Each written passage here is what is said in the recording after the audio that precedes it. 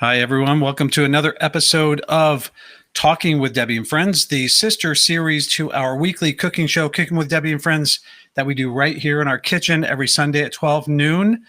I am Travis, and the host of this show is my lovely wife, Debi. We host it together. Yeah, we do. We do. Sure. Yeah. Welcome, everybody. We have a really good show for you tonight. A really good one. If you are watching tonight, it's real important for you to tell us what city you're from, because our host might have something very interesting for you in the city that you live in. Yeah, so we are streaming live to several Facebook pages and to YouTube. So if you're on one of those platforms, definitely say hi in the comments.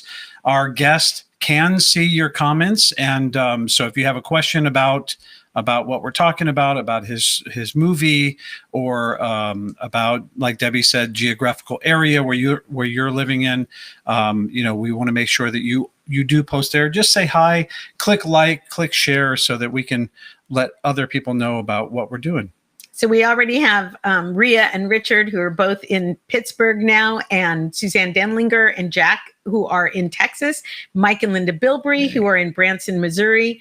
And you'll find out why it's important for you to put down your where you're living. Your city. Yeah, there. It looks like there are a few of you. There's Debi Wheatley-Ferguson. It looks like there are a few other people. We're going to chat for just a few minutes here, and then we're going to bring in the guest. I don't see my dad, which is odd. He's usually the first one there. Usually He's the first off one. That he wasn't. Jack says, "Hey, Suzanne's letting me have my own Facebook page." What? All Jack, right. Good to see you guys. Jack. San Pedro, California. Oh yeah, San Pedro. Yep. Yep. So we took Sunday off. Normally we would do a 12 noon Sunday show, and then on Tuesday we talk about what we cooked. That's not to say Debi didn't cook, because she made an amazing ham and then shared it with the neighborhood, and we had some more tonight, which was pretty amazing.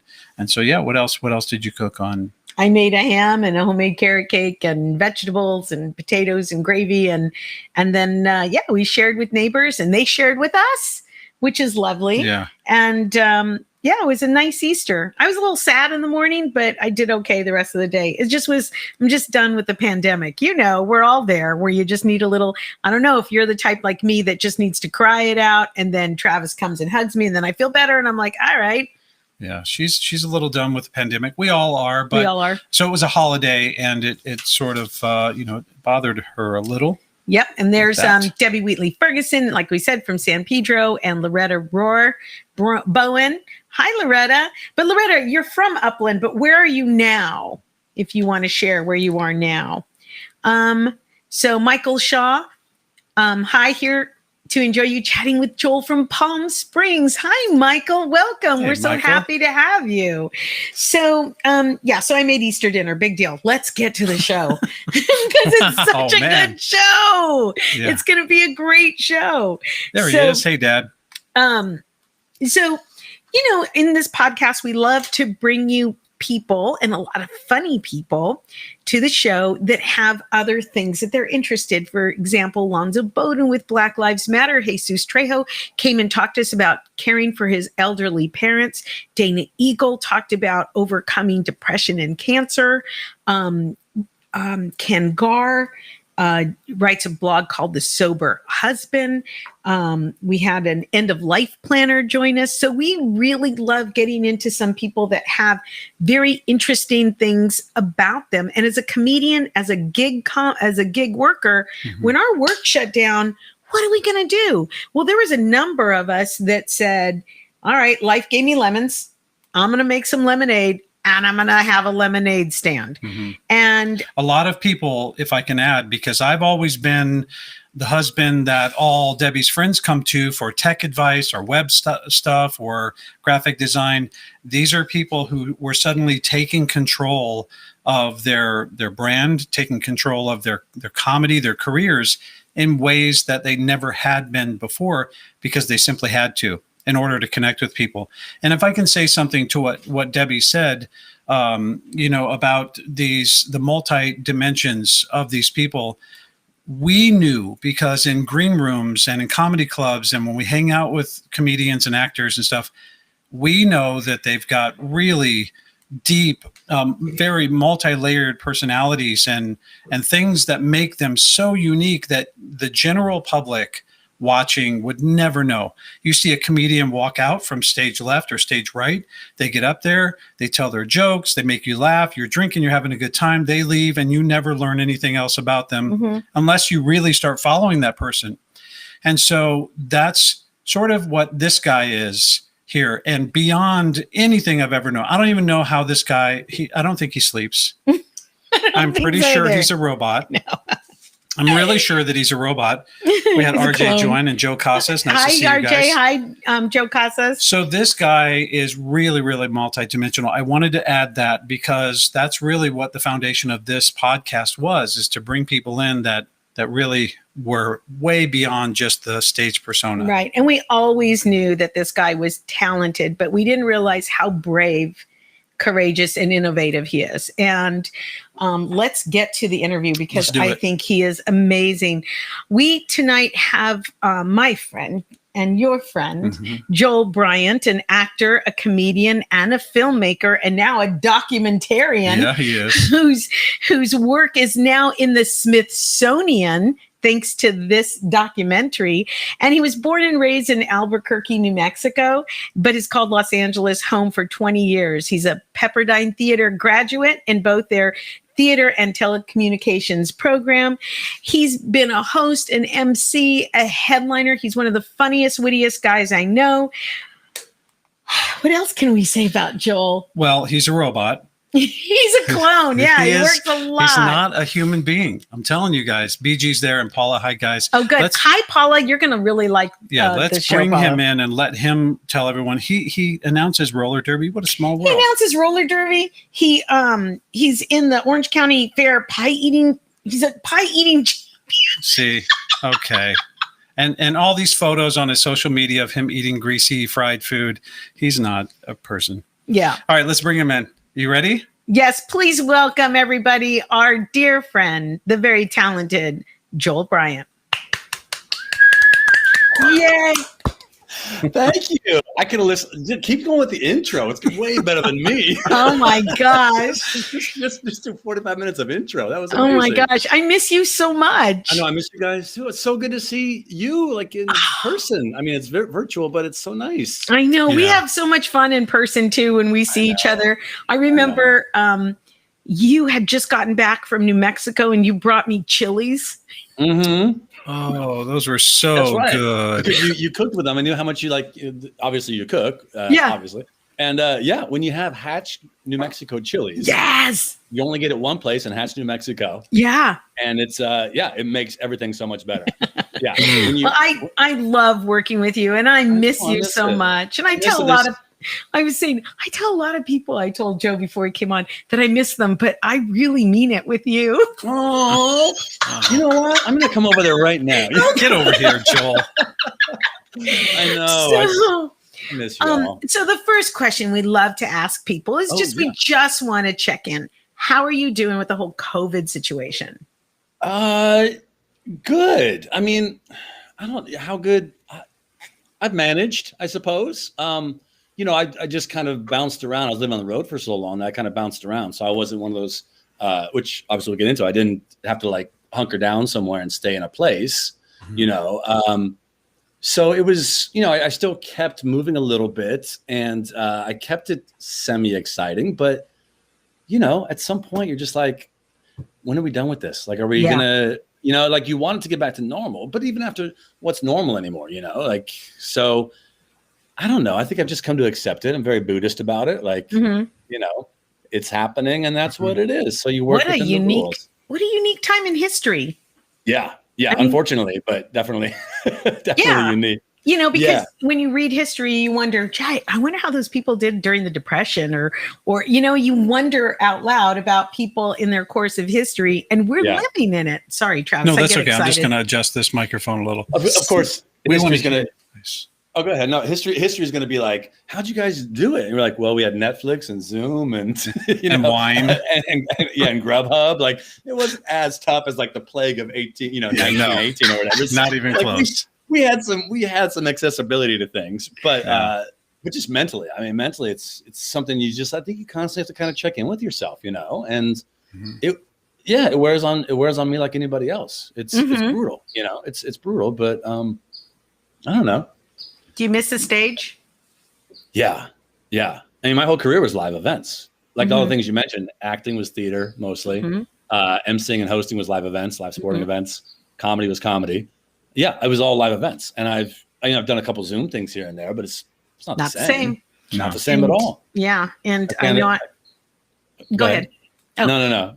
I'm headed to Vegas next month. Oh, good. And, somebody who's a singer in Vegas, Sky DeMille, she plays at the Cosmos.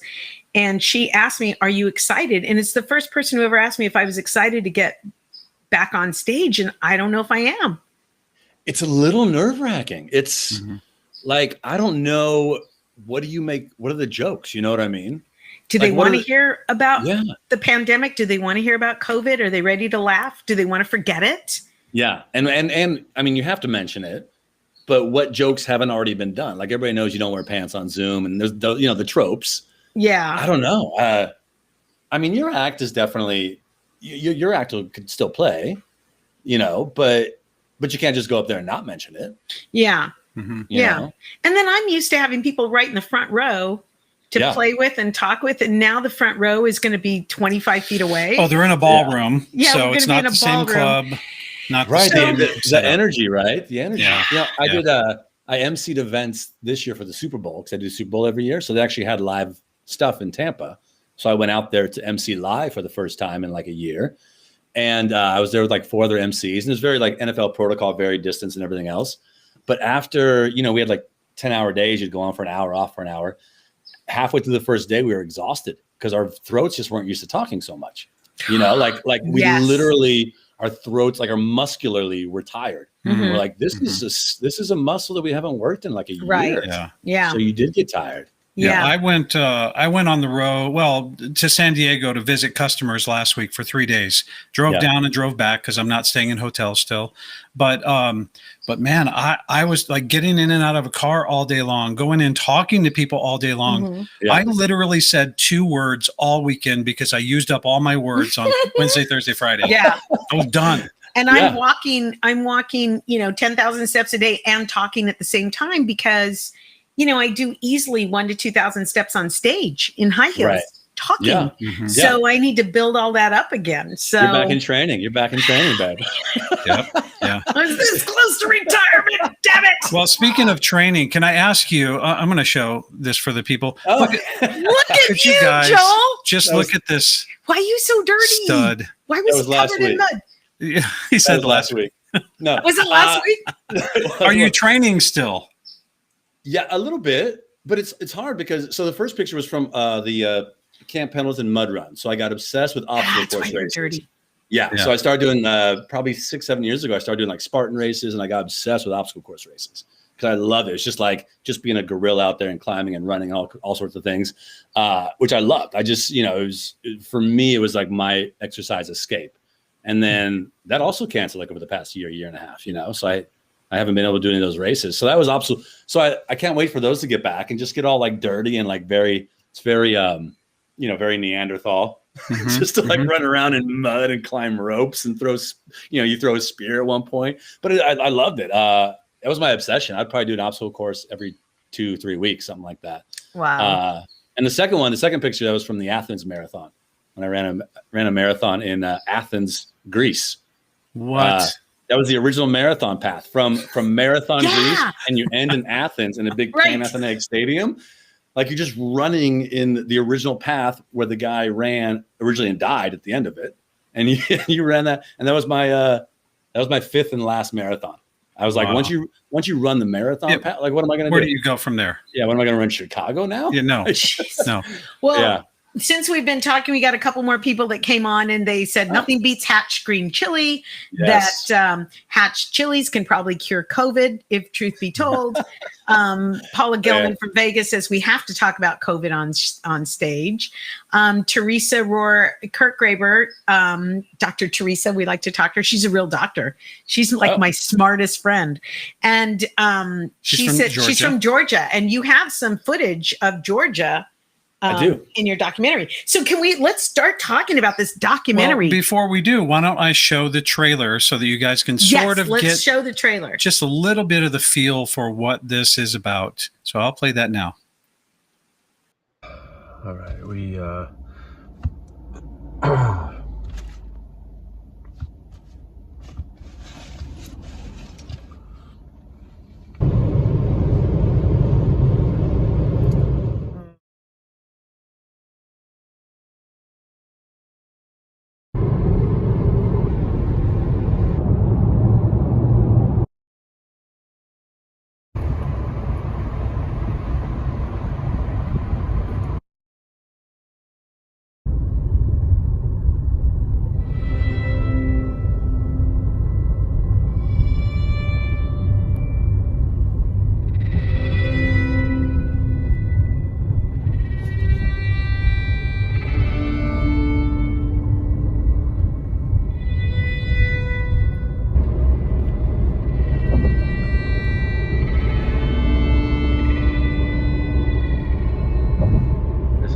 there's like no one out here.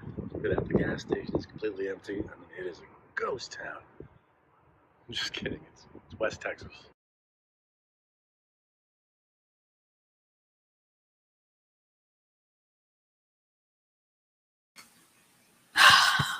West Texas. Wow.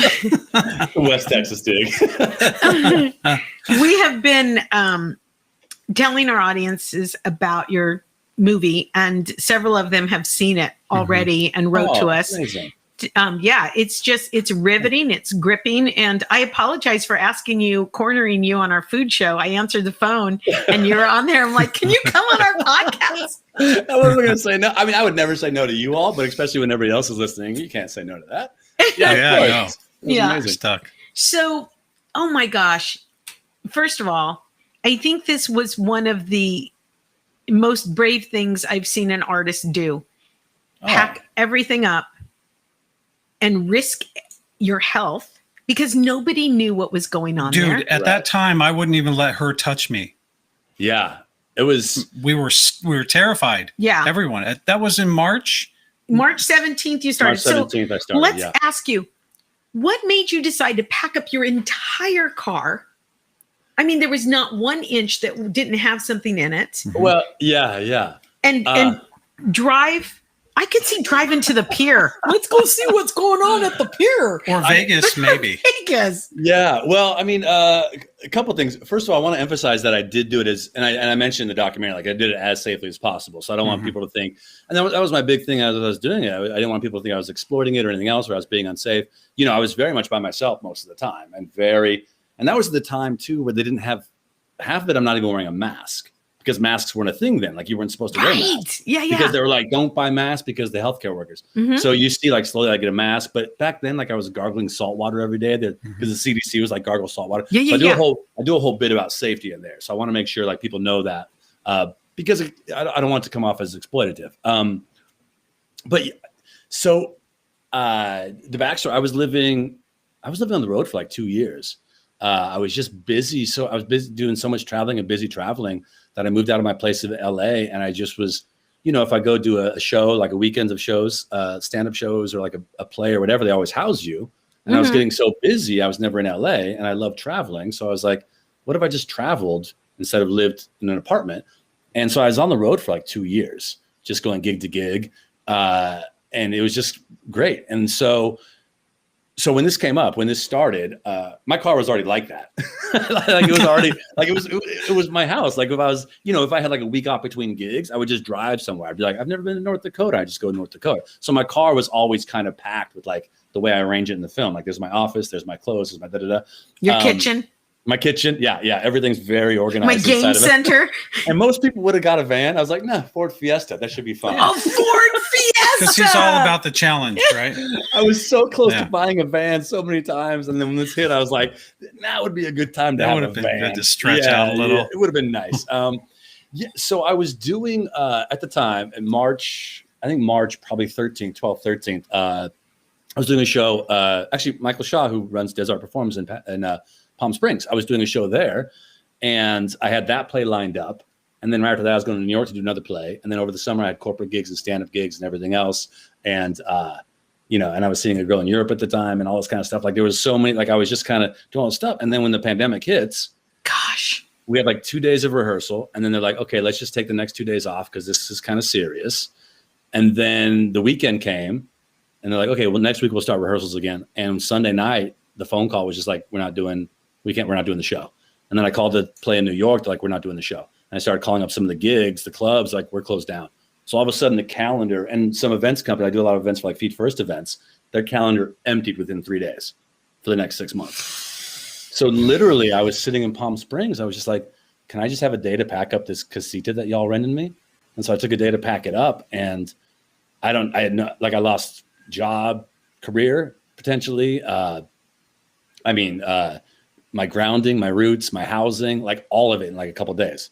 Oh, Joel. And I was just, and I just thought, I love road trips. I've never driven to New York. I have nothing to do. I have no time to do it in. Let me just drive New York, LA back, just do that dream road trip. And as I started mapping it out, my mom was living in Henderson, Nevada at the time. My brother was in Albuquerque. So I'll visit them. And I was like, well, I have a friend who lives in Savannah. Okay, so I can maybe do a loop. I'm in no rush. And I was driving down the 405. I just realized how empty it was. And I was like, I wonder if America's like this right now. And so I filmed the stuff in LA, down on Venice Beach and the pier and everything. Not thinking it was going to be a documentary. I was like, I want to film it and capture pictures of it.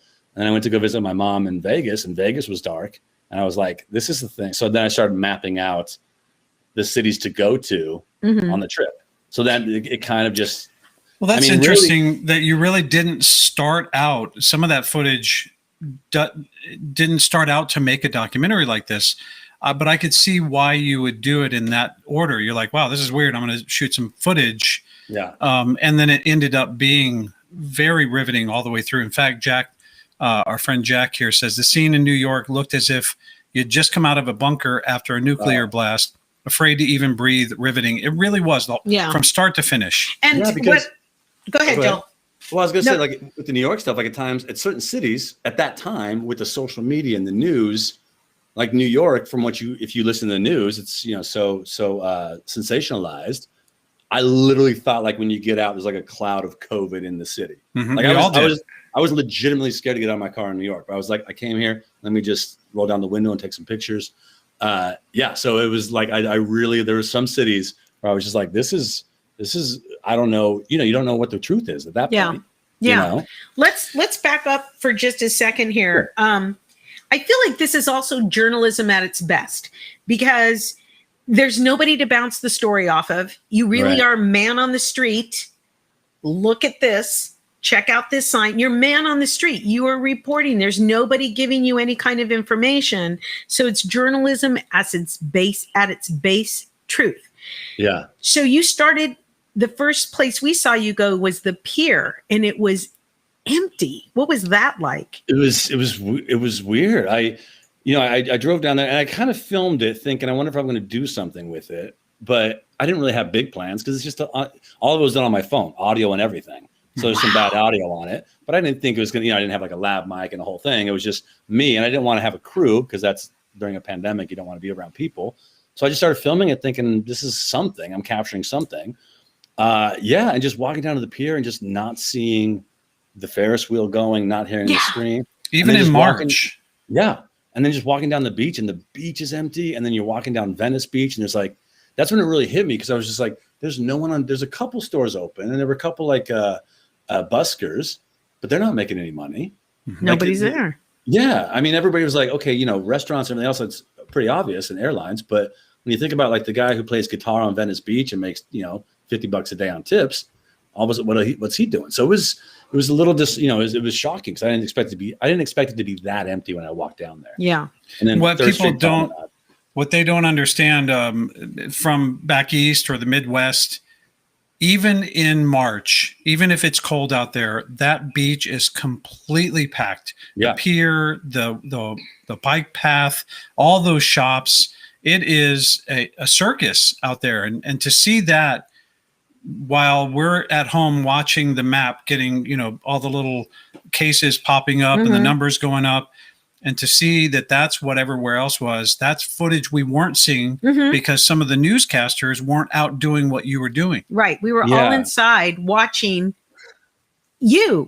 Do you know what I mean? It was just so weird to go, we didn't know. We didn't even realize what was going on out there. Yeah. And I kind of had the freedom to do it because like I said, I was by myself and I had nowhere to go. So I kind of did have the freedom to walk around. So and Third Street Promenade, just seeing that empty and then seeing all the luxury shops that they pulled all their product, like Louis Vuitton pulled a product and Bulgari pulled a product. And I was like, this is a bigger thing than I think we know. Because there were even signs on the doors that were like, we're going to be closed till March 26th.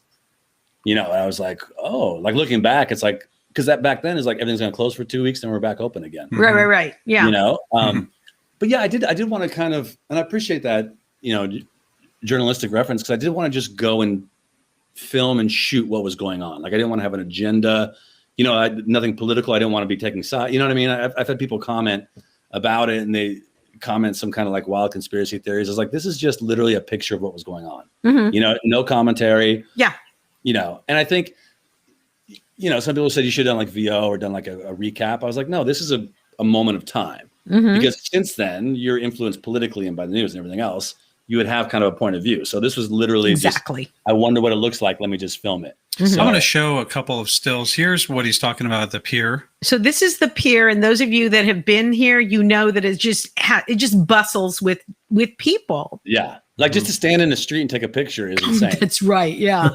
like a lot of shots, I'm just like in the middle of the street taking a picture. I'm like, you couldn't do this any other time. Yeah. And then you mentioned the freeway, because those of you that live where we live in Southern California, freeway is always bumper to bumper. In the middle of the night, it's bumper to bumper. Yeah. And you're driving at 70 miles an hour on the freeway, which is during rush hour. Unheard of. Rush hour down the 405, having no traffic was insane.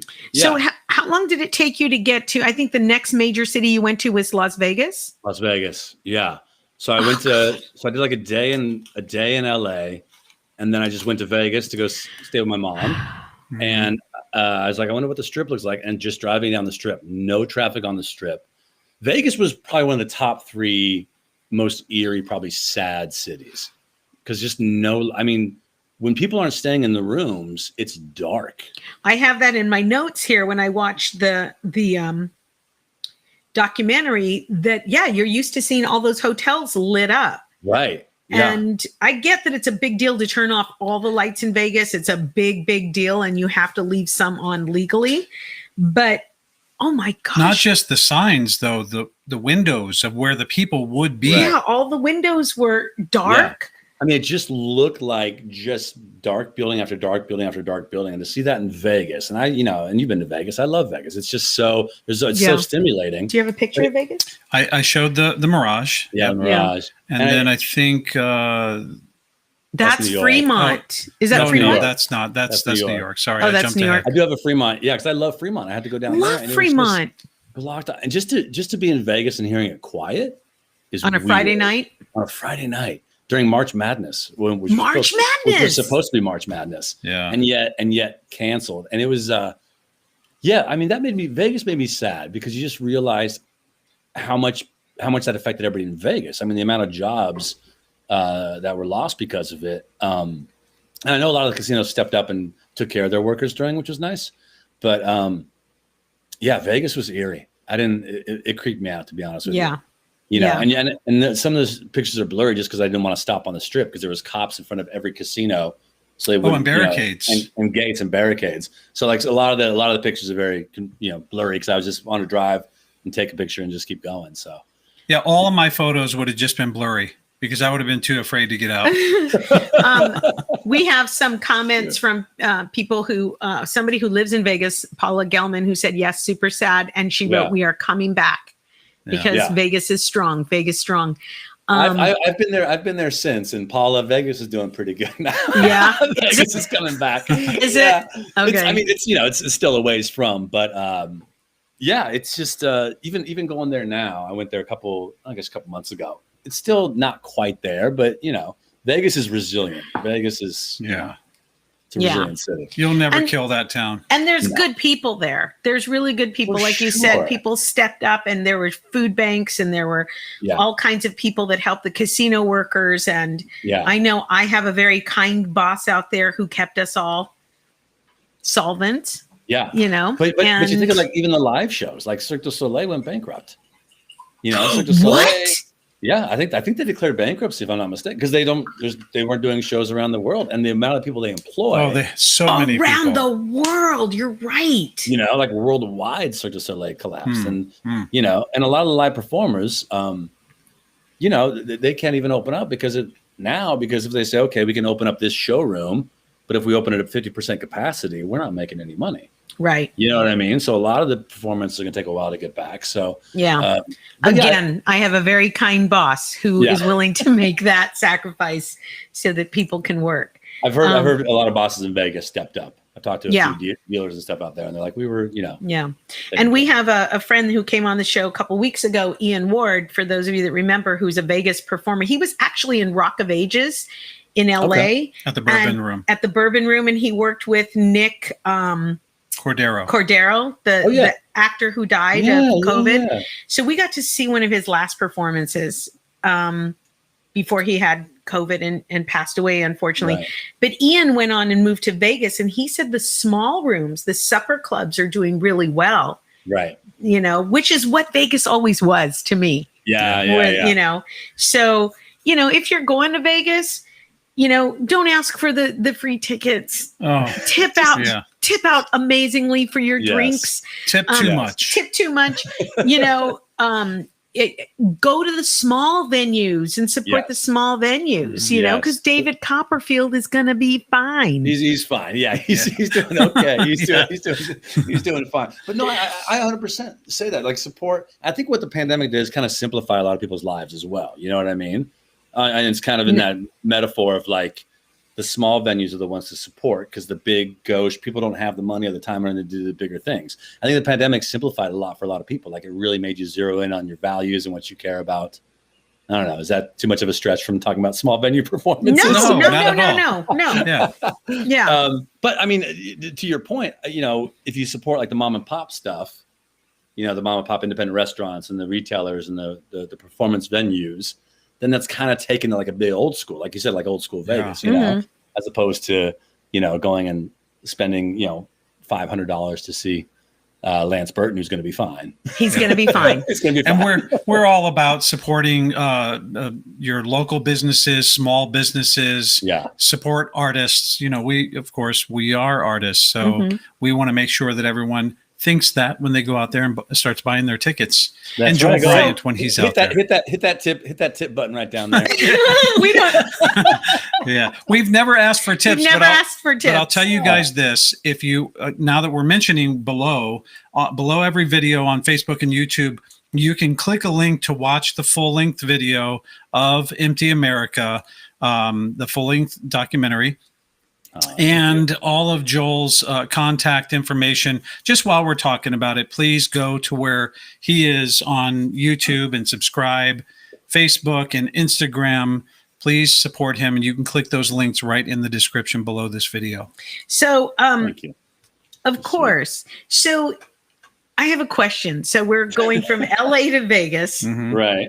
Where are you going to the bathroom? Where are you eating? Where are you getting coffee? Where are you washing hands? Where are you shampooing your head? What's going on? These are the mom questions coming, Joel. Shampoo. You gotta sacrifice some things. No, she's used to this though. She's used to all this. That's why she's asking. Yeah, I just got this cut for y'all. You make do. I mean, the gas stations were open. And were I was scared? safe about a little bit. Yeah, I was super very protective. Like, you know, I'd get out of my car and I'd, you know, before I push the buttons, put a little napkin on my thing. I push the buttons on the gas tank and take it off, and I'd go wash my hands and go get something to eat or go to the restroom, wash my hands again. You know, I think if you're just diligent about it, it was okay. But it was still a little, you know, it's still a little nerve wracking. But the beautiful thing is the gas was super cheap at the time, and any motel, it was like really cheap. But restrooms, I would just, you know, as a guy, you have a little more flexibility. Yeah. Sure. with restroom breaks. Yeah, there were some stretches. There would be a few days where I would sleep in my car and I wouldn't shower or bathe or anything. So, but I was just by myself. I wasn't trying to. No one was smelling me. So where did you? Yeah. I'm sure you were fine, but where did you eat?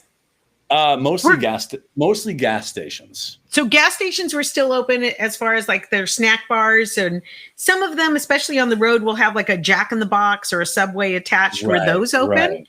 Well, I didn't eat healthily, so I'd eat like gas station food. And some places I went to, there would be like a local, like there was some curbside in some cities. So I try to, as much as I can, buy locally from whatever they had. So there's like in West Virginia, where I stay, there's a pizza place next by. It's like a local mom and pop. So I just bought 2 pizzas and lived off that for 2 days. So I was trying to support whatever was open. You're killing me, Joel. If you had just hooked a right and gone down to Florida, you could have eaten at a buffet every day. Not at the time, because I debated Florida, because I was like, I should go look at Miami, but it's so far to go down and up again. Yeah. Mm-hmm. And at the time, unless Florida, you're flying Southwest, then they do it all the time. That's right. But at the time, Florida, from what were in the news reports, because I was listening to the news as well, they were stopping people from Louisiana and Texas coming in. I remember that. Yeah, this is the time like some borders were closing. So there were definitely times throughout where I was like, I have to go. That's why as I get further, it kind of speeds up, because I was like, okay, I got to do at least like 2 cities a day now. Because what if I don't want to be stuck in like Kentucky, like in the state. I'm just like stuck here. Like, okay, I made 2/3 of my project. So at the time, Florida wasn't letting people in. Wait, so I do remember that though. I remember when states were starting to close. So you're in Vegas. Right. So did you skip past Utah and go right into New Mexico? Well, my brother lives in Albuquerque, so it was kind of a natural thing to go there. Okay.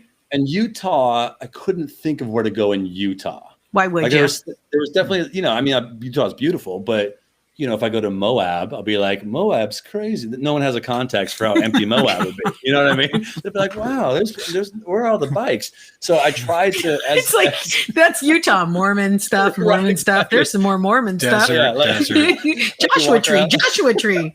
Like you walk around Zion National Park, you're like, nobody's here. It's a park. So I definitely was, I was definitely I didn't have a plan. I was definitely formulating as I went. You know what I mean? So, and then as I went, I was like, I would formulate what hubs to go to where. So that's why, Vegas is obvious. Albuquerque was obvious. My brother was there. And I thought, well, let me just get Santa Fe while I'm here. And then Dallas, Texas, I had to choose a couple different cities. So I didn't want to like drive around Texas for a whole week, So I was kind of formulating as I went. So like Utah, like the middle of America kind of went by the wayside.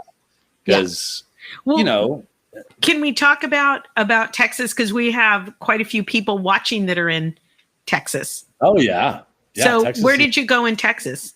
Well, I kind of had 3 choices. I went Dallas, Fort Worth. Because I thought just for pure what would be busy and then what would look empty. Mm-hmm. I thought Dallas, like my options were like the Riverwalk in San Antonio would be interesting. Austin, like Congress, 6th Street in Austin. Houston would be interesting, or Dallas, Fort Worth. But I didn't want to do all 4 because that could be a week and a half, right? So I just let me just do one city.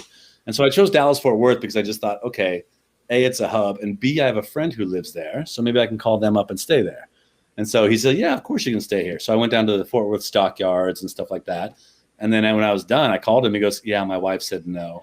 I was like, oh, okay. He goes, yeah, you probably got it, and they have kids. And I totally understood it. We didn't know much about it either. We didn't know if kids would get it and die. We had no idea. Well, we thought, like you said earlier, it was just in the air.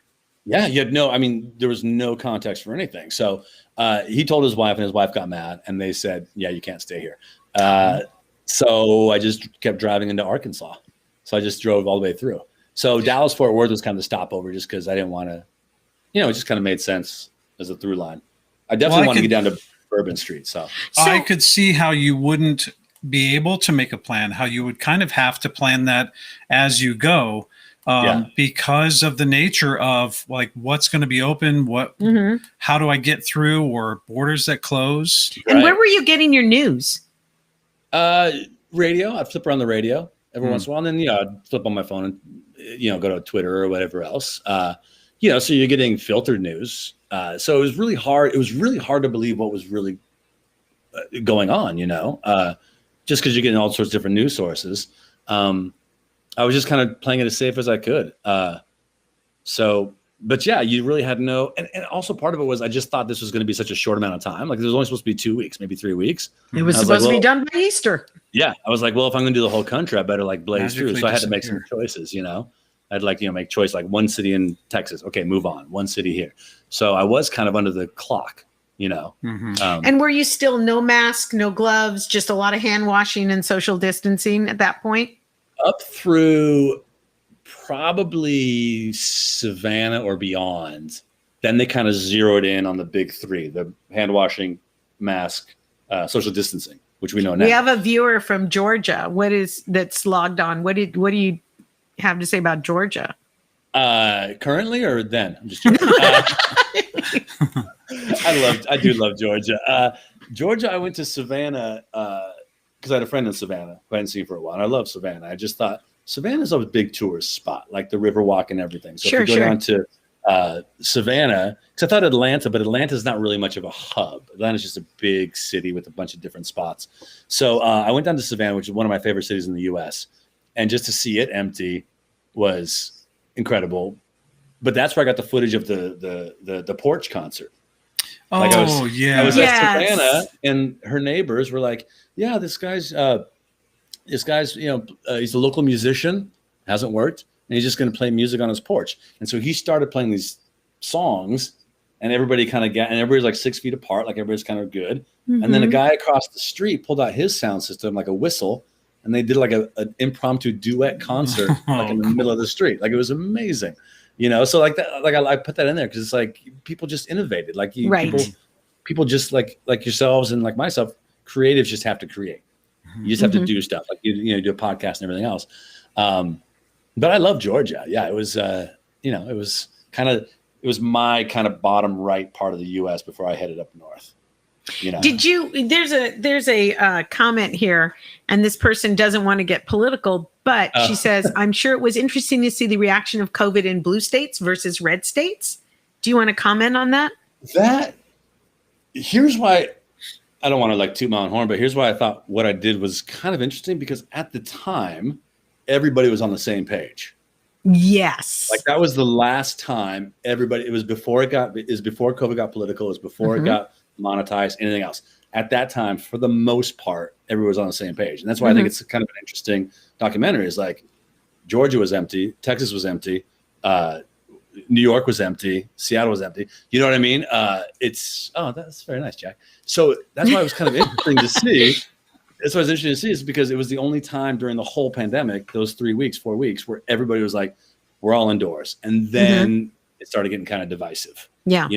See, journalism at its basic there, because you didn't have anybody making those editorials for you. You filled a need, which we didn't know that we needed at the time. Mm-hmm. Yeah. Like, it felt like it was kind of one of the few times over the past, 20 years in this country that everybody was on the same page. For like a moment in time, everybody was on the same page. Yeah. Alabama was a little loose, but everybody else was on the same page. And Florida, if you had hooked right. Would have gone to Florida. But for the most part, like, that's what was kind of interesting about, like, everybody. It's almost, not to be too morbid, like, post 9/11, where after 9/11, everybody was on the same page for like a good solid 2 weeks. That's why it was kind of fascinating to just see that. And to get to the previous question, there was a whole 15-point safety thing I did every time I stopped. Which was what? That had to have been exhausting, dude. It's everything they said. It was like, gargle the salt water, make sure you drink hot liquid. So I was just drinking hot water and coffee the whole time. I was gargling salt water. had the gloves. I had a spray bottle in my car. I would take it into any gas stations with me. Like, there was a kind of a diligent plan they had, where they weren't sure of everything. So they're just like, here's 15 things to do. Yeah. And you're just like, I tried to follow them all, but then they kind of narrowed it down. So yeah, masks started coming in like right around Georgia, I guess, stuff like that. So let's recap where we are now. Okay. So you did California, Nevada, skipped Utah, went to New Mexico, Texas. New Orleans. Wait, where is this? New Orleans. That's New Orleans? Oh, wait, where is this? That's the Mall of America in Minneapolis. Okay, so I skipped ahead. Let's go right here. Look at this, guys. That's This New is Orleans. New Yeah. Orleans. That is insane, dude. What New time Or- of day was this? Oh, noon, maybe 1 p.m. No. It never, the only time it ever looks kind of empty like that is at like 6 or 7 in the morning when the sweepers come through and start spraying everything down from all the mess from the night before. You know what I mean? But never does it ever look like New this. Orleans, what was New Orleans like? New Orleans. New Orleans was easily the saddest. It was most saddest. It was the most melancholy. Just to go, and I love New Orleans. And there's music everywhere, and there's people, and it's constant, and it's amazing. And just to be able to drive down Bourbon Street. Like I literally just drove down Bourbon Street. I didn't even think you could drive down Bourbon Street. It's a street. I thought you always walked it. Yeah, you wouldn't. Yeah. So I took around Bourbon. I was just like, this is weird. And then I just pulled off to the side and just walking around. I mentioned in the documentary just how quiet it is because New Orleans is a quiet city and there's no one there and it's just quiet. And you're just walking down the middle of Bourbon Street and everything's shuttered. New Orleans threw me off for sure. Like New Orleans was the first time I realized, like Vegas was kind of like shocking, but New Orleans was like, this is a bigger, if you shut down Bourbon Street, if you shut down people in New Orleans, it's a bigger thing than you could ever imagine. You know, it was just. And when was this? Are we like at the beginning of April? 20th or week of the 25th, 26th of March, maybe. March, like that. okay. I timestamp on the document. I can't remember, but yeah, that's the one that really made me sad, to be honest with you. Like New Orleans shook me for sure. And then there was a moment too in New Orleans where it was kind of, I guess I was more like 4 or 5, and the sun was kind of going down, and I started to get scared because there was a few homeless people and whatnot, and New Orleans could be a sketchy town in many ways. And I was like, I don't want to be out here when it's dark because we're kind of in desperate times. Like I felt really, God. I felt like a little bit like, yeah, if I'm the one guy walking around here, they don't recognize it gets dark out. You don't know what kind of desperation can come out of people, So where did you go? Yeah. Did you pack it all up and get back in your car and just drive? Yeah, I was in New Orleans for like maybe an hour, 2 hours, maybe just like Bourbon Street and like down by Cafe du Monde. And then, then I headed up to Mississippi and slept in my car in Mississippi. Like, did you stop? She's so frustrated to think that you weren't taking care of yourself out I was there. like, I would have said, Travis, you said Joel could stay here? Okay, fine. But he's here for the next 3 weeks. Once he's here, he's not leaving. He's quarantining. I'd probably say 50-50. Well, a couple of my friends, like probably 3 or 4 friends I stayed with throughout the route. Or 5 maybe. What about like rest stops? Could you stay there? Yeah, I slept in a rest stop outside of New York in my car. Outside of staying with friends, I think it maybe 5 times. The rest of it was either probably 50% my car, 50% some motel. Because there were still some motels that were open. Like in the middle of nowhere. And there was like no one in the motels. So, you pull up and it was like, and it was cheap. It was like $20 because they're like, no one's staying here. And then I'd stay in like some like dicey roadside motel. Like the road. A night or 2 nights. Yeah. Like the Chuckle Hut. Here's your room. One car. Yeah, exactly. Every door faces the street. I was used to crap motels. Yeah, it wasn't that bad. But yeah, so I'd shower there or whatnot or use the Wi-Fi. So I did a motel every once in a while. I did get turned away from one motel because they're like, we're not letting people. I was like, why are you even open? But they're like, some motels were even just not letting people in. So I'd probably go like 50-50, What was And also- gas like? Drinkable. No gasoline. Was it cheap at the time? I can't remember because we really didn't pay attention to prices like that because we weren't using it. It was really the best time to take a road trip because gas was super cheap and motels was super cheap. And the freeways were wide open. The freeways were wide open. You just couldn't do anything once you got somewhere. But I probably did the whole thing on like $1,000, maybe. Wow. Something like That that. is unheard Maybe like of. 1,500, something like that. Yeah, it was. Shout out to Ford Fiesta and the gas mileage, but yeah, it was super cheap to stay anywhere to get gas. So, and I wasn't like spending on nice hotel rooms or good food. So I didn't spend all that much money to do it. Wow. Yeah. Yeah. So where are we now? Are we in Texas? We had No, Savannah, He's Savannah. Then where? Nashville. Tornado. In Nashville, right? What? Yeah. Did I skip that part? No, we forgot all about it because we were too focused on not dying. While he was out there with his goddamn phone shaking hands with people. Did you shake someone's hand, Joel Bryant? I touched nobody. In fact, there's a reason why I don't do interviews on it. Because I was like, I don't even want to talk to anybody. Like I talked to nobody the whole time, except like the gas station attendant. So from Savannah, I know I wanted to get to New York, and there's like a couple options. There's like Asheville or whatever. I was just trying to figure out what's the place to go to. And then I had a friend in Nashville who I hadn't seen, so I was like, I might stop by. He goes, come by. And it was weird when I visit friends or I stayed with the few friends I stayed with. They were like, I still had to stay 6 feet away from them, like in their place. So like inside their house. Yeah, inside the house. So we did that with Pilar, remember? Yeah, but not in March of 2020. Yeah, so we socially distanced in the house, and like they would give me like, here's your fork to use while you're here, and here's your plate to use, and that's all I could use. So it wasn't like a big raucous party. But so Nashville, I just decided to go to downtown Nashville to see how, because that's always like a rocking place, and it was shut down. But it was 2.5 weeks, 3 weeks after the tornado ripped through East Nashville, which was it just put a lot in context. Because I filmed Nashville, and then I've never seen tornado damage up close.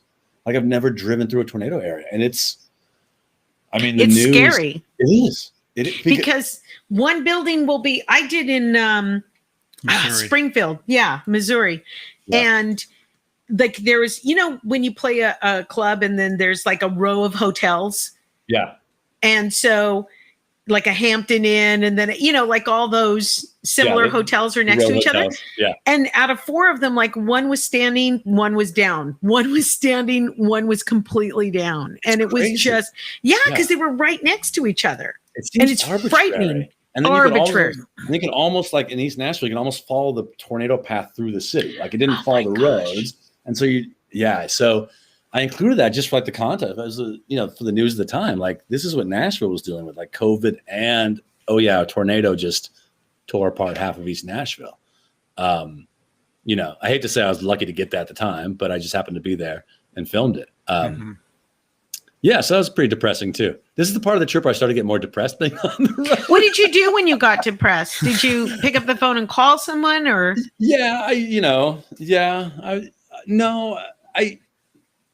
Texting, fun videos, things like that. I enjoy the road, but it was nice to reach out to people, every once in a while and just kind of be entertained. Can I tell you what my favorite part of the video of your documentary is? Yeah. And this is it's gonna sound silly, but I'll tell you why. We watched it once, and then on the second time around, I thought, oh, this is my favorite part. When you've got the sunset in your rear view, and you're going, oh, guys. Oh. It's just a silly moment because you are in the middle of a pandemic, in the middle of nowhere, by yourself, traveling across the country, and you were playing around. It was just this sort of sweet, quiet moment of playfulness, and it just was one of my favorite parts where you're just goofing around. It sounds random, but where were you when you shot that part? I kept that in there. That was outside. I think I was going into Arkansas at the time. I think it was Arkansas. There was some moments I kept in there because when you're by yourself in a car that long, you do, as a comedian, you do just kind of joke around a little bit, know, and there has to be some light moments in something this kind of heavy. Yeah, so I was just like filming it, and I cut a lot. I didn't put a lot of dumb stuff I did in there, but when you spend too much time by yourself, you kind of go a little bit off the rails. Yeah, off the rails. Yeah, so that was just to entertain. Some people were like, I don't get it. And then some people like yourself were like, oh, it's so ridiculous. It was a nice playful moment in the middle of all this really heavy stuff. Yeah. Well, the road certainly would get you ready for that kind of trip. I mean, I think people don't realize how much we're alone. We're alone. And my first manager said, what is your bad habit? And I said, I don't think I have one. And he goes, do you drink? Nope. Do you smoke? Nope. And I said, do you gamble? No. I said, I do worry. And he goes, oh, that's the worst. So he said, because for 23 hours, you do that. Yeah. And then you go work for an hour.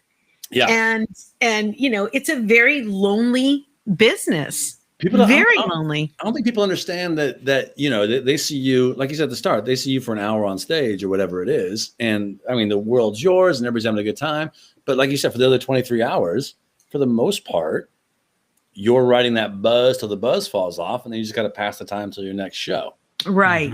Right. And they don't, and like it's hard to shut off your head. So, your gears are always turning and things like that. So it is, doing the road did prepare me for this in many ways. Yeah. I just didn't have a show to look forward to. Yeah. it was the perpetually moving show date. Like, oh my God. This is going to happen. We're dark again. When does this end? I did feel like I was on like some tour of like, and everything just kept getting canceled. It's like, all right, pulling into Nashville. No show tonight. All right, cool. I'll just head on to... Shit, I drank that Red Bull. Oh my when they goodness. canceled the late show. Yeah. I just drank this Red Bull. Oh, that's the worst, isn't it? Oh yeah. You have like a monster, you down a monster. Like, we're not doing a God, show. Joel, I You're don't know if I want to go back. Oh, I don't know if I want to go back. Yeah, I get it. Yes, you do. Well, when you were talking about like being on the road by yourself, I remember being on the road with Jimmy Roulette, and he thought he could stay up and get us to the next city. He thought he was going to do it. Yeah. And This is an actual person. yeah, Jimmy I feel Roulette. like you're making up that No. name. Jimmy and- Roulette. And Sounds like he a was gross name. eating gummy bears, not like CBD gummy bears, like just real gummy bears. I mean, it's like 20 years ago. Yeah. But he didn't like the yellow ones, I think. So he was throwing them out the window, but he didn't realize he never rolled down the window. So there were these gummy bears attached to the window. Oh, And it's like God. 2 a.m. He's like, because they're sliding down. And that's when we had to That's leave. the road. You're Yeah. not going to go on that kind of road Oh again. my gosh, that was in Girl, you're going to the MGM. You're gonna that's true. perform- That's true. Yeah. But I you mean, know, road real stories are good, right? Road Road stories stories are are good. Yeah, So- some of my favorite gigs are on the road. I like pulling up to like a small bar, and they're like, "Here's the gig." It's a bunch of bikers in a bar. I'm like, Right? "All right, Here we adjust the go." set. Here we Yeah. are." Why is there chicken wire in front of the stage? All right, I know. Like, okay, you're gonna go on after the heavy metal band, Like, Right. after it? All right. Oh, Yeah. LA's not much better. I remember being at the No. store and stepping on glass on the stage. I mean, I had Yeah. shoes. But I went, what the hell? And they're like, oh, the last comic got a Right. glass thrown at them. Yeah. And I remember telling Travis that I felt like Lady from Lady and the Tramp when she's in the pound. And I'm like, I have a license. I have a license. I don't need to be in here with you. Oh, people are asking questions. Let's get to Oh, them. sorry. Can you see the question? We got sidetracked. I We definitely can. How did the film get in the Smithsonian? Yeah, from Oh. Mike Bilbrey. Great question, because so when I was done with the whole thing, after I'd gone through the whole thing and taken a lot of still photographs, I realized I just thought, like, this is such an interesting, like, just to capture all these cities in kind of one collection. So I started emailing them to a couple of different, travel blogs or websites that I subscribe to, newsletters, because I do enjoy traveling. And I thought, here's something interesting. What about this? What about this? And I just got rejected by a bunch of them. They're like, oh, we've seen these pictures. Oh, we get it. Things are empty. And literally, I don't know, because I think what I did was interesting, but I'm not confident enough to be like, I bet the Smithsonian would like these. like, While you're drinking tea and smoking a long cigarette. Yeah. I got rejected by this blog that has 12 readers, but I bet the Smithsonian is on board with this. They I don't know how they got a hold of it. I don't know if because I was doing a little blog as I went. I don't know if they saw it there, but they emailed me out of the blue, and they're like, "Hey, this is Shannon from the Smithsonian Institution, and we saw your photos, and we'd like to include them in the Smithsonian Archives as a snapshot of 2020, the COVID 2020, and also perhaps maybe do a live viewing, like an exhibit at the National Museum of American History in DC." Wow. Like, that was the email. I was just like, What? I don't Sorry. know. Okay. And so yeah, we had a couple phone conversations, and she was like, yeah, so first you have to, like, of course you got to do the deed of gift. And I was like, okay, slow down. I don't know what a deed of gift is. She's like, well, you're a photographer. I was like, no, I took pictures. And so she like walked me through all the basics of how you gift. You have to like, here's how you have to gift your things. And here's the paperwork you have to fill out. And I did a whole Excel spreadsheet. And so, I mean, literally it was almost out of the blue. And so we kind of had conversations back and forth. And then, oh, thank you, Linda. I'm enjoying you enjoying it. And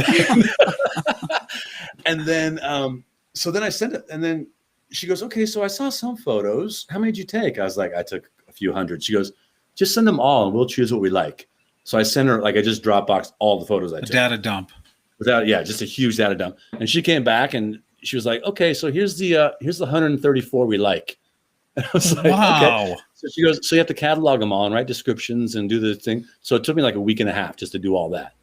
Yeah. And then they're officially in the archives. Does that mean because you've gifted them, does it mean that you can't use them anywhere else? 100% no. No, I can use them wherever I want to. They don't have exclusive rights or anything. Oh, so okay. they just have it for their archives. Joel, congratulations. Yeah, that's amazing, man. I'm a photographer. Yay! Everybody applaud for Joel. Yay. Yeah, that's amazing. This is what I used in case of the wow, look at that camera out there. Nice camera. That's what was embarrassing. She goes, so what'd you take the photos on? I was like, an iPhone 6. X. No. Yeah.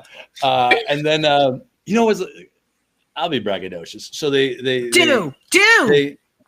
got like, I guess they reached out to a few different photographers and collections and stuff. And they kind of put this whole COVID-19 project together with like 8 photographers of like 500 photos, something like that.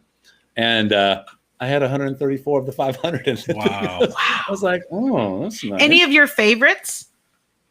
Of the photos? Yeah, that you went, oh, I knew they would choose this one. And did you have any that you went, well, I wonder why they thought that was interesting, but okay. A mix. Definitely the ones I sent you that you've already showed here for sure. Mm-hmm. Mm-hmm. They didn't take some that were my favorites. And they took some random ones because they kind of wanted to get the journey. So there's like a picture of like me eating a green chili cheeseburger. No, like that's part of the whole journey of it, you know? So, yeah, I mean, they chose random ones, but, you know, they chose so many. It's like there's definitely, you know, some keepers in there.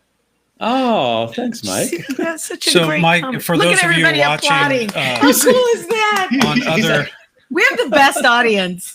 if you're watching on other platforms, you might not have seen Mike Bilbrey say his documentary is going to be seen for hundreds of years. The photos are truly beautiful. What I want to do, I'm going to put this up again, you guys. If you go to joelbryant.net, click the link if you're watching this live or watching this on Facebook or YouTube, go to his website because, Joel, you have a lot of these photos on your website, right? Yeah, and under the blog, there's kind of, if you look at the blog, past the first or the most recent 2 or 3 entries, I kind of did a photo dump, and then I have actually write-ups of every city. So when I'd go, I'd take pictures, I'd write up the whole city, what I was feeling at the time. The date, is the date on there? The date's on there. So it's kind of like a reverse chronological order of it. And then a lot of the still photographs are in the documentary itself. Yeah, they are. You know, what's really, really interesting as we talk about history and documenting this, and we're living in such a unique time. In the past, when you look at historical pictures that tell a story, you see people. So, you know, like the Great Depression, you would see people standing in a soup line, or the Dust Bowl, you would see people covered in dust, or, you know, you would, the people were telling the story.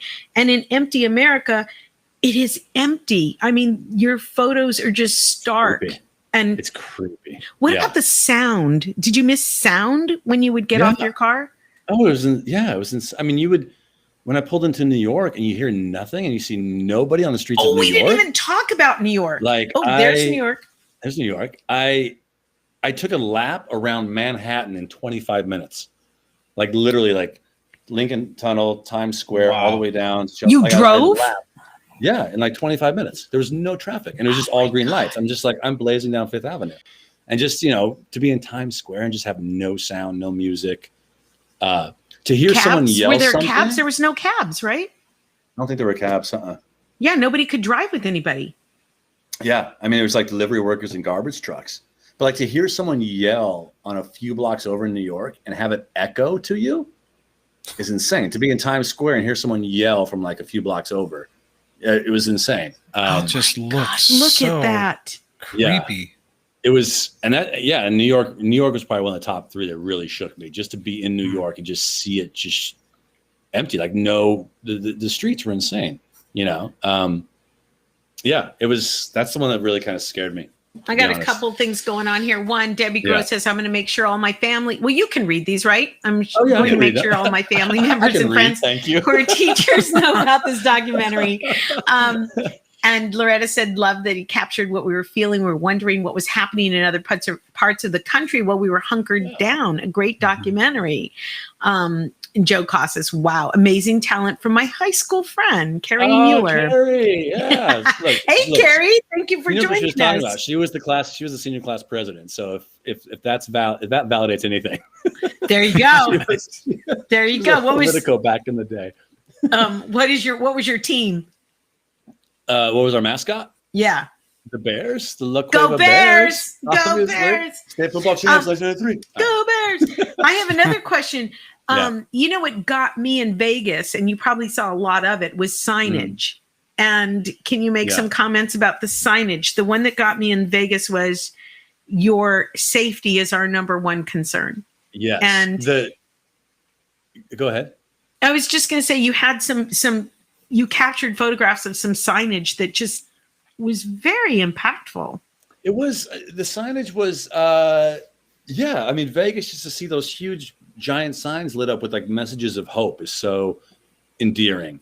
Like there was definitely an optimism as I went, because all the signage everywhere, even like on road signs where it's like, you know, we're going to get through this or everything else, or like the one in New Orleans where I think I show on it where it's like, we're going to be okay. Like there was an optimism. There was this idea that America was kind of coming together. Like we're all hunkering down.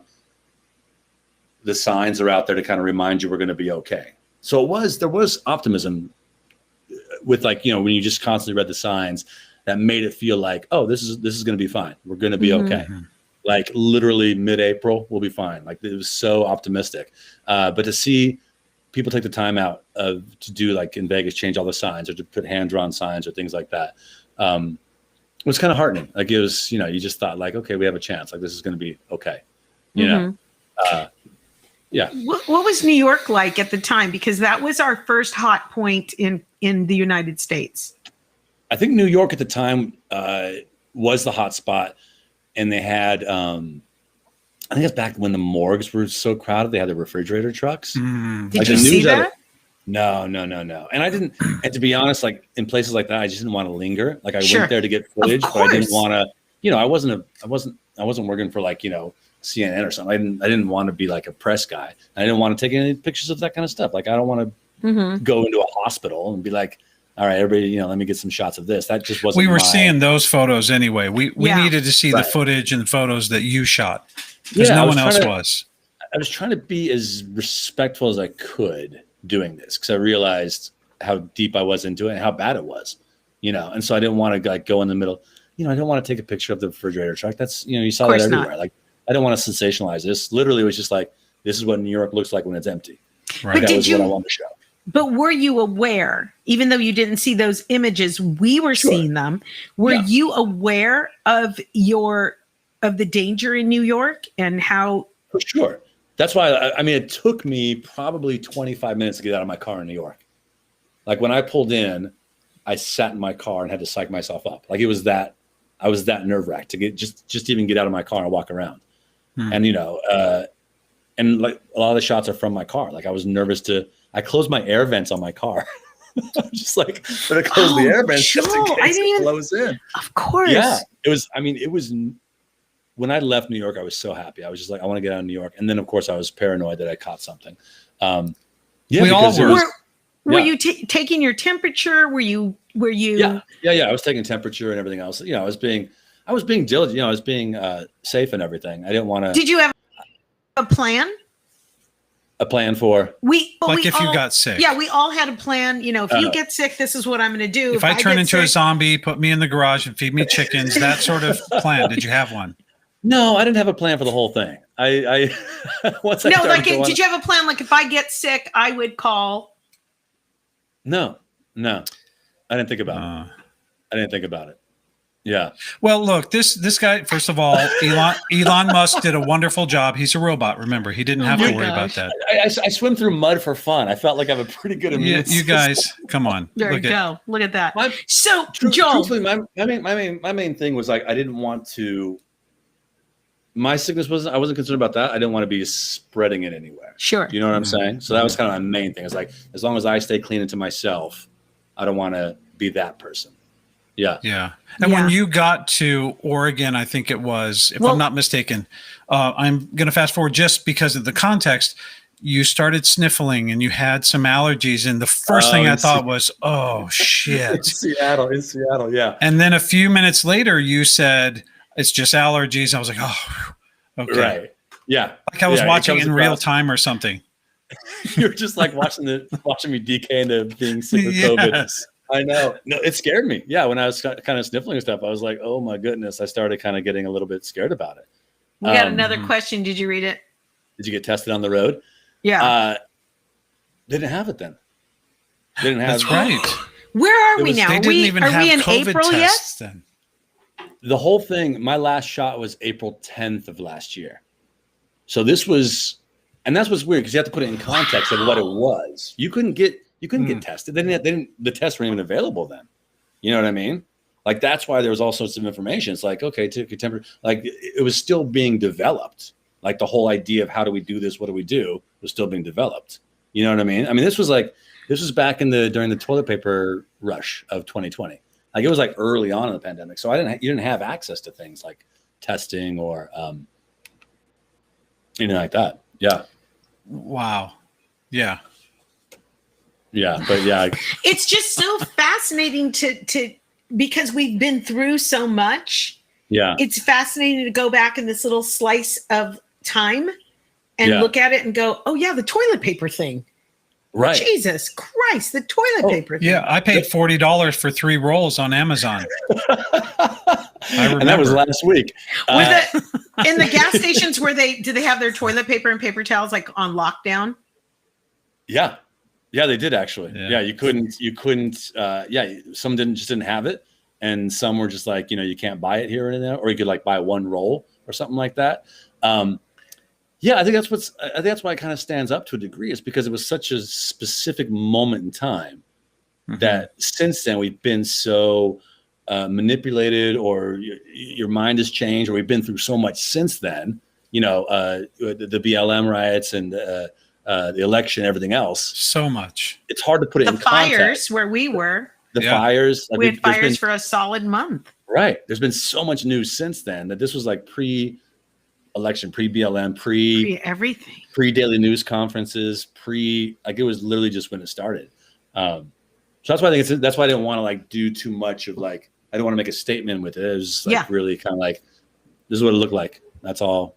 You said earlier, you said something about having a Buddhist perspective, which if you watch this, it very much is just an observation. If you know anything about Buddhism, you try not to judge, you try not to, view things through that lens. And I get a sense of that in this. All it is just a guy observing what's going on and not to sensationalize, just to show what's happening. And I really got that sense throughout the whole thing. Your spirit was fantastic throughout. You did kind of get a sense. So for those of you that haven't seen the documentary yet, you can see Joel every now and then. You can see it wearing you down, dude. But then you got that moment where with the sunset, and then you got the sniffles, and we're all with you on that. Like, oh shit, I hope it doesn't have it. And then you come back to LA and you're going through Northern Cal, and you do have this experience with this documentary that's unlike anything else. And I told Joel this last week when we were talking. When Debi first started watching it, I thought, everyone's so tired of the pandemic. I don't want to watch something about the pandemic. And then I'm sitting here in my chair, and it was on the TV, and I'm listening to it, and I'm like, okay, this is not like anything that is about the pandemic. This is such a different view of what we were experiencing. Jack Denlinger a few minutes ago wrote the great darkness of knowledge at the time. And you shed light on that with this documentary, on that darkness. Thank you. Yeah, it was, You know, I wanted to keep shots of, I didn't want it to be about me, but I kept shots of me in the cars because I wanted to be like, this is what I'm thinking as I'm doing this. And I think you do kind of see, I get kind of worn down at the end of it, you know? Mhm. Like in LA, I'm just like, look at the beach is all, and then, you know, it's all like kind of set up and nice. And then by like Seattle, where I'm in my car sniffling and just like hadn't slept for 2 days, I'm just like, yeah, this is, and I think it kind of captures how the moment was at the time, because people were starting to get worn down by it, you know? Mhm. Just like, this is really exhausting me. And that was 3 weeks into it, you know? 8,600 miles, 8,600 miles. Yeah. 17 cities. 17 major cities. Yeah. And all the small ones in between. Yeah. Yeah. And all the Bates motels and everything in between. And all there. the creepy motels. Yeah. Yeah. How much Yeah. coffee? All the coffee. For All of it. all of Constant it. Coffee. Constant coffee. Constant roadside stops. Luckily, there wasn't that much traffic. So as a fella, it's easy to get rid of the coffee. On the Yeah, road. there. Yeah. I mean, you know, I did feel like once I got to New York, I felt like I had to hurry through it because they started closing down some of the borders, or like Rhode Island, which I didn't show in it because I didn't film it. They had a military stop at the border of Rhode Island, and like you had to Wow. get pulled off the freeway and go through like a whole they had the hazmat suits on and everything. And That's so I when started, New York was at its height, right? That's Because they were scary. trying to stop people Yeah. from. And so I started freaking out. I was like, this is gonna. So that's why the end of it kind of, I knocked out like Seattle and Portland in one day and like all this kind of stuff. It was just like, I got to get back. I got to make the full thing. So it was, it was long. And I got to, I do want to say this, that the only reason I was able to do this, and I had a good conversation with my friend who's Asian American, is because I'm able to do, I was able to go to all those different cities at that time, because the middle-aged white American male, you know what I mean? Like it definitely, I was able to use that to tell a story and do that. Versus, I don't think everybody could have, sadly, would have been able to do it. So Right. Well, that whole Jimmy Roulette story I told you, we were driving in the middle of the night because we were chased out of the hotel. Oh, that was really? in Kentucky No, that was in or Arkansas, where's Presley from? Elvis Presley, Tennessee. Tennessee. Because he was black and I was brown, and You were? and they beat the door down and had us. Chased us out of the city. And so he goes, I can get us wherever we need to go. And that's why at 2 a.m, he started to see those yellow gummy bears start coming down the window. I'm like, I don't think you're good, Jimmy. I think we better pull over and find somewhere to stay. if I could use my white privilege for good, then I'm happy to do it. You know what I mean? But I realized I was able to do this and tell this story because of that. Do a big part of it, And also I had nowhere else to go, nothing else to do. But Right. But if you had told anyone I'm a filmmaker, bro, I'm going to look at this. Everyone look at this guy. This guy looks like a filmmaker. What's my angle? He is the... Oh my God, I miss you so much. I just want to hug you. What? He's got a green light and he's got a ring light and a green screen. This guy's this is an amateur shoot. No, he's a filmmaker and a world traveler. You guys, I love this about him. Look at this. Oh yeah, military For the shows. troops. Military shows. Military shows. And also look at what who are you, Mount dude? Kilimanjaro? Yeah, with my buddy Steve and Tanner and Travis. Yeah, we climbed Mount You Kilimanjaro have the like 2 best years life. ago. I mean, I wouldn't want it, but it's the best life. It's a roller coaster. I'm not going to run. I would rather ride a roller coaster than a Ferris wheel. Ferris wheels are boring and predictable. Roller coasters tend to. I would What rather about this just hold roller? everybody's key. Or What bumper is cars. that? That's Chernobyl. That's the city outside Chernobyl. Who in the fuck are you? Why Real. would you go there, Joel Bryant? Why would you not go to Chernobyl? It's amazing. Because look at it. That was my buddy Steve's birthday. The same guy climbed Kilimanjaro. He's like, See, a lot of birthdays are celebrated in bars. Yeah. Yeah, but not bars in the Ukraine. No. What other fascinating pictures do we have? I that's the think ones I sent you. yeah, I think that's it. I don't know what this is. Tell us what this is. You're in That's Russia? Russia. Yeah, it's Red Square. It's Red Square in Russia. I Beautiful. went to Russia. Okay. Went to Moscow a couple years ago just to visit. Yeah, and tell us what's going on in this photo. That's my love for the road. That's me on the way to Burning Man. Of course. That's my Okay. brother's truck. That's my brother's truck, Okay. and that's my that's how I. Here's your glamorous. That's how I Wow, live in you're Burning Man. glamping. That's my. that's how I'm able to live on the road. That's how Yeah. I'm able to not shower and eat and go to the restroom because I could do that at Burning Man for 8 days. So it really trained me. When I saw this, I thought, Uh-huh. is this where he was staying on the road? Because you mentioned in the back, you've got the cot and the tent and the trunk. Did you Right. ever Those pull are- a cot out and sleep at night? Once, yeah. Once in the middle of the desert. Yeah. It's hard to sleep on a cot in the middle of a desert, though. It gets, There's a lot of bodies buried out there. Yeah, you just start hearing things. You're like, maybe this isn't the best idea. Probably Oh my not. God, Joel. Did you have a So- gun at least? No, I don't have a gun. Oh, bro. No, I just Carrie- got fist of fury. Well, and yes, Carrie you do. Mueller has a question there for you. How did your family react to you traveling during the pandemic? Oh, you think my family cares? No, I'm just kidding. I'm kidding.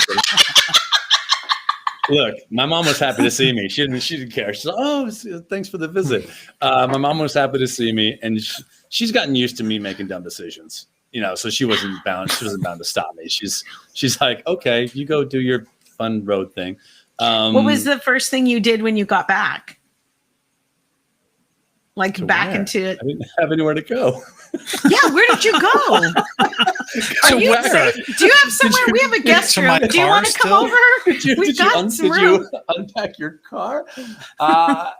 When I was, I love that. What'd you do afterwards? I don't know. I didn't know. I kept doing it. The whole point was when I was driving through Montana, my buddy Troy called me, who I'd known since I was a kid. And he was, we just started chatting. He's like, what are you doing? I told him what I was doing. He says, that sounds ridiculous. And then he goes, if you need a place to stay, I have a cabin up in Colorado. You just stay, like I own a cabin. And I was like, that's crazy. He goes, what else are you going to go? So I lived up in a cabin for 2 months. Yes, you myself. did. Yes, I love those Colorado. I pictures. remember those photos. Yeah, so I was making videos and stuff up there. And it was a nice bit of solitude. That's It was a good nice change of reentry. pace. Yeah. It was a nice reentry. Yeah, it was very nice. Yeah, so they're sweethearts. So I stayed up there for 2.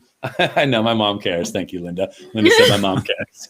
Boy, we have gone long with this podcast. We usually don't sorry go about this that. long. No. People are writing like We're this is keeping you. like people are saying this is the best podcast. This No. is 100%. This is really informative. And like I said, I think you took a slice of life that we were all in our houses and kind of like, plain pandemic. We were playing out all the in time scenarios while you were driving 8,600 miles across the country. I don't do well with staying still. No, and I didn't want to. I didn't want to do it. I just want to do it, like you said, just to capture a moment, right? Like I'm not submitting this for festivals. I'm not getting paid for distribution. In fact, I put it up on YouTube for free because, and some people were like, you should put your website on it, and you should try to get it submitted. I was like, look, it's not for me. It's not about me. I don't want people to watch this. I don't want to exploit it. I saw so much bad stuff out there, like so much suffering and what people were going through. I was like, I can't try to get money off this thing. So I wanted to put it on YouTube for free so you could watch it for free. And then at the end, I have links to 5 charities that are doing COVID relief efforts. So hopefully if someone's moved, they will donate to those charities. And maybe it can kind of, one thing can feed another, kind of pay it forward a little bit, So, yeah, so I'm the international man of mystery. There you are. That's what It's going to be your new t-shirt. Yeah. So I mean, I appreciate having us on because I hope this just gets people kind of motivated to take care of each other and donate to charities. Do you know what I'm saying? Like, I'm not going to make money off this. It's not my thing. I just want to kind of show a snapshot, Do you know offhand the charities that, Or a do. couple. Yeah. Yeah. At the end of it, I listed 5 charities, 3 that kind of affected me, which is like actorsfund.org. yes. Take care of actors who are out of work. Foundation for Contemporary Arts.org, which is live performance venues, and Live Events Coalition, which is all the live events that I lost. So liveeventscoalition.org. Those are the 3. And then the other 2 are jamesbeard.org, the James Beard Foundation, who's taking care of independent restaurant owners, and thoughtful. opportunityfund.org, which takes care of small businesses with COVID relief, particularly like immigrant businesses and people of color and whatnot, but kind of they do everything, but they kind of focus on that. So I just thought if this helps anybody out, then that's the point, Travis and I will make sure to choose choose one of those charities and donate in your name, so sweet. in your honor. Yeah, of course. You don't have to And for name those me. of you that are watching, again, if you click on the links in the description of the video, or go to joelbryant.net, youtube.com/Joel Bryant videos, you can watch this documentary. We'll also post the links to all those charities that Joel just mentioned right now. And of course, go see Joel live on stage, because that's the best way to see him. When that happens again, I don't know if I'm ready. I don't know. I know, baby. I've written nothing all year. I haven't either. I haven't felt funny. I'm just like, well, what am I joking about? Yeah. Yeah. Well, can I just take not even 1 full minute out of everyone's time and show a clip of you doing comedy? Would that be okay? I want to see it. I think you guys, I know. for the audience, you guys, this is Joel Bryant on stage. Much better in person, of course, but a hilarious clip. Here's Joel. Let's just forget about the outside world for a few minutes, right? Like, it's all just news. Like, it's just like a football player shot someone at an impeachment hearing, I think, and now it's on Disney Plus. I don't know. It's a lot. Like, I'm worried about the outside world. Like, I'm worried about the world I'm leaving to my kids. You know what I mean? And legally, I can't even talk to them anymore. But technically, I don't know if they're my kids. We're still waiting for some tests, but I'm still worried about the world I may or may not be leaving to the kids I may or may not have. That's scary for someone who might or might not be a father. So I just want to have fun when I'm up here on stage. I don't talk about politics or religion. I hope that's cool with you guys. Everybody's like, then why are we in a basement in Union Square, dude? If we're not changing the world, why do I got petitions? I don't get into it because A, y'all really don't care what I have to say about it. And B, I am super misinformed, so. Oh, funnier so times. That is so funny. Somebody wants to know when and where will y'all be on stage? Gosh, you all have the best comments, by the way. I was just reading through and thinking, like, Aren't they great? And then she said, shit. I mean, look, you all are so positive. I'm sure you attract the best fans and the best viewers here. So I They're good guarantee, people. Of course. Mhm. I don't know when I'm going to. Well, Debi's on stage soon, right? Next month? Yeah. Yeah. Oh God, don't sound so happy about I know. it. I got to start practicing with high heels and Likewise. talking. I haven't booked anything yet. I haven't done it. I don't know. Well, I feel weird about. Oh, go ahead. I heard the big comics are going to come and take over LA. The big comics. You know, That's part of it. It's just like everybody's so chomping at the bit to get on stage. Yeah. It's like I couldn't get 5 minutes at the Comedy Store right now because that's going to be taken over by, Bill Burr's going to knock out 5 minutes. You know what I'm saying? Like, I think people are so chomping at the bit that I think it's going to be saturated. Same as like, New York, like once the stages open up, it's like everybody's just like, I just want to work. And I think it's going to kind of push the lesser names to the fringes for a while. So yeah. I don't know what I'm going to do. I don't know. We'll see. I mean, I got tired of everything being postponed. I just stopped thinking about booking stuff. Yeah. Because even the play I did last year was like postponed until then. It was postponed. It was postponed. And the play in New York was postponed. Then it was postponed. And I just stopped putting in my calendar at some point. I was just I hear you beating yourself up kind of like, and I'm going, no, I haven't written one thing. But, we knocked out almost 100 shows. Right. The Cooking and the Podcast Show. You did this amazing documentary that is now living forever in the Smithsonian. Is it piqued your interest to do another documentary? I did this because I wanted to do it. Yeah. Does that make sense? Like, I didn't do it to be like, let me jump into the lucrative world of free documentaries. Yeah. let me get that cash. Burns. Let me get that cash grab of donating photos. I was Right. like, no, I did it because I wanted to do it. You get sparked because you want to do things. So I don't feel like if something sparks it, then I think you just do it. Do you know what I mean? Yeah. Does that make any sense? Like, I'm not looking at. No, you have the calling. Well, and that's where our show started from. And to call back to Jack's earlier comment about that darkness that period where there was just this darkness of knowledge. While you were out there doing that, what we were doing was starting a cooking show, and that was around the 6th of April of last year. And so what we were trying to do was grab that spark and create something from what we knew. You did what you knew. You guys, this guy's a world traveler. He's an athlete. He's an amazing comedian and actor on stage and in film. Joel Bryant went out there across the United States when our seasoned reporters would not go show what he's done. And for that, you have been rewarded with your photographs, your images that you captured in the Smithsonian. I'm super proud of you. So Debbie proud is of too. you. I'm so proud of Thank you. you. That's a legacy. You're leaving a legacy. Yeah, it was quite the pivot. Yeah. No, it is. I mean, I don't take it lightly, for sure. The fact that I was able to do that, and just being in the Smithsonian. Yeah, I think it's flattering. It's incredible, but it just feels like, I mean, it's, if that's the legacy I leave, because live events are so, you do a show and then it's over. You know what I mean? And I love that idea of being in the moment with that live audience. But also, I mean, if that's kind of what's left behind, if someone looks at it, like I think Mike said, a couple hundred years from now, and looks at it, and it's like, that's not a bad way to go out. Yeah. It's a nice legacy. It's a beautiful legacy. I think I just peaked. Proud of you. I peaked during the pandemic. No, I'm so proud. No, what did my dad say? That's amazing. What did my dad call you? The man of mystery, International man of mystery. Well, you're far from peaked. I appreciate it. No, I love you guys. I appreciate it. And look, the more people who watch this and donate is great. Creative's got to create, and you can't get held down by certain things. You just got to kind of make do with what life gives you.